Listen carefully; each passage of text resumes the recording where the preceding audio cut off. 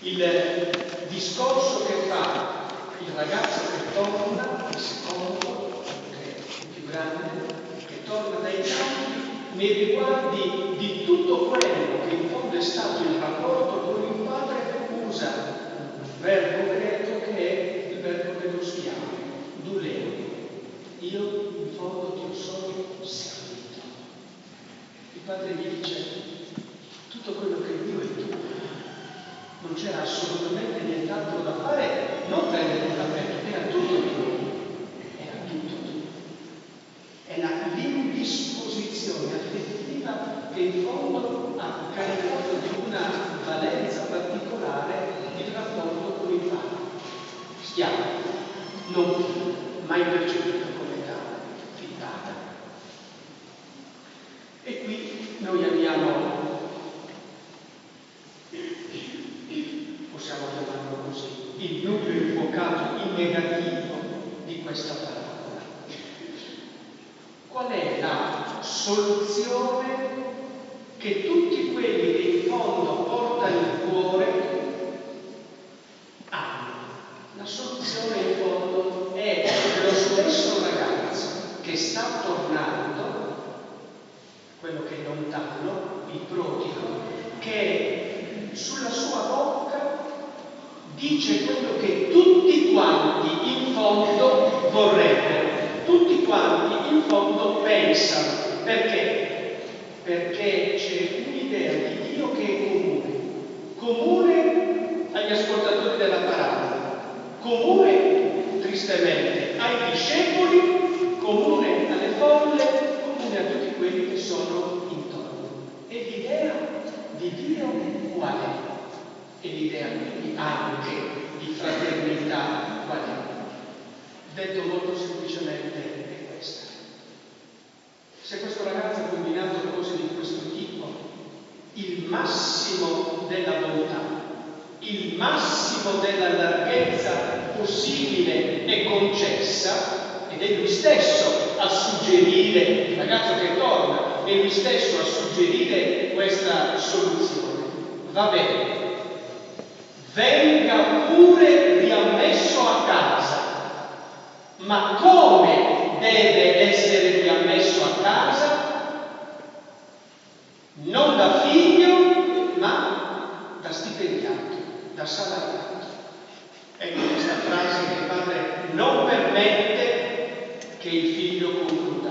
Trattami come uno dei tuoi stipendiati, come uno dei tuoi lavoratori. Tutti sono d'accordo in fondo su questo. L'accordo è unanime, che è quello che pensiamo noi nei riguardi della paternità di Dio, che deve essere in fondo misurata. Qui Gesù svela un volto del Padre che presenta soltanto un amore senza condizioni e indefettibile, cioè che non può mai venire meno. Mentre ciò che si ha in cuore, e tutti hanno in cuore, è questo. Il massimo, direi, della bontà si può accettare come equo, come accettabile, appunto, che questo figlio venga riammesso in casa, ma da stipendiato, non da figlio. Gesù, appuntando questa parola, dice perfettamente il contrario. È scioccante l'atteggiamento del Padre. E secondo voi da che cosa è retto l'atteggiamento del Padre? Che rimane, come dire, sembra delirante nell'amore, è matto di amore. Che tutto quello che mette in atto la cosa, l'aspettativa, anzi, ancora qui, la verdad l'eredità senza che lui sia morto.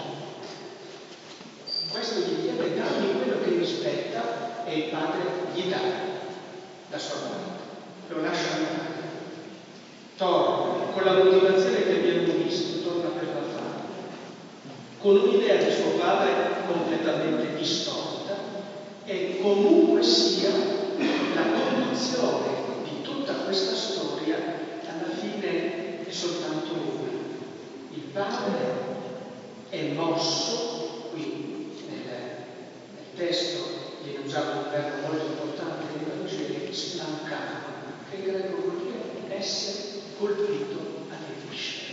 C'è uno delicatissimo gioco di parole. Il termine ebraico per dire misericordia è della stessa radice di utero. Dove è colpito il padre? Nella sua maternità. Ecco perché non c'è madre. In questo racconto non c'è madre perché qui Dio è padre, è madre, evidentemente. Tutto quello che in qualche modo si mette in movimento è per questo essere stato colpito alle viscere. Quella che noi chiamiamo la compassione.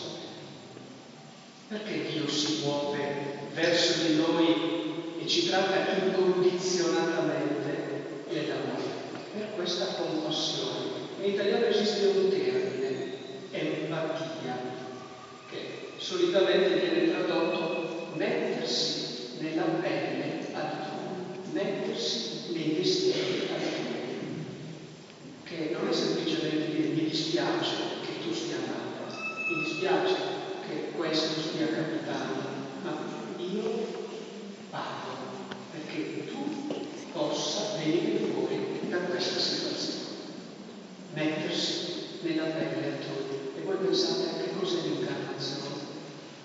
Dio che si è messo realmente nella pelle altrui, nella nostra carne, per dirci questo amore incondizionato e indefettibile. E concludendo, perché questo racconto? Perché questa parabola? Io direi che all'inizio della Quaresima portare in cuore una parola di questa preziosità che ci, come dire, fa cadere questo immaginifico strano che noi abbiamo nei riguardi di Dio diventa molto prezioso non soltanto per la Quaresima ma per la vita. Cosa sta dicendo Gesù a coloro che lo stanno ascoltando? Sta dicendo in fondo una cosa molto semplice. Chi è che può rendersi conto che Dio mi ama nella mia situazione molto spesso povera, lacerata, storta, che Dio mi ama senza condizione e sempre, soltanto chi tratta, chi ha a fianco come fratello e come sorella. Chi non vive la fraternità non può gustare di quale amore incondizionato è amato. E viceversa. E viceversa. Chi in fondo non è di fronte al Padre e lo tratta sempre da Padre, può rendersi conto che quelle realtà più o meno decifrabili, più o meno simpatiche che mi sono a fianco, le altre persone, in realtà mi sono tutti fratelli e sorelle. Ecco perché molto spesso noi dubitiamo dell'amore di Dio, dei nostri riguardi, della nostra povertà. Ogni qualvolta noi non trattiamo gli altri da fratello e da sorella, noi non possiamo gustare di quale amore siamo amati. E d'altra parte, noi non possiamo riconoscere l'altro come fratello e come sorella ogni qualvolta noi non trattiamo Dio da padre e noi da figli.